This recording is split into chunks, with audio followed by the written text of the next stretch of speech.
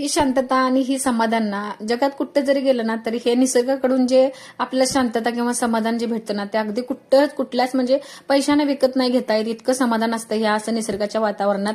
आणि आता मला ते इतकं खूप छान वाटायला लागले ना, कारण तसं मी खूप छान आता बसतो म्हणजे पळत नाही जास्त, त्यामुळे आता त्याच्यासोबत असं फिरायला छान छान गप्पा मारत चालत चालत जायला खूप आवडायला लागले मला पण आता.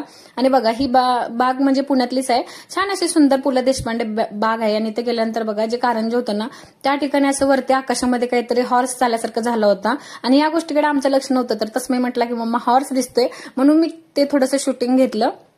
खूप छान बाग आहे आणि ह्या अशा सायंकाळच्या वेळी फिरायला ना खूप छान वाटतं. आणि हे असं निसर्गाचे छोटे छोटे जे अनुभव असतात ना किंवा हे निसर्गाच्या गोष्टी बघायला ना खूप छान वाटतं. म्हणजे आपल्या रोजच्या धावपळीच्या जीवनात ना असं थोडंसं बाजूला हे सिटीत तर बागेतच असतं, कारण त्याच्याशिवाय पर्यायच नाही, तर मग तिकडं तुम्हाला सगळीकडे वाहनं वगैरे दिसतात. तर असं आम्ही छान दोघं गप्पा वगैरे मारत बसलो आणि तसं मग फर्स्ट टाइम बागेत गेल्यानंतर आता शांत असा बसलाय माझ्यासोबत.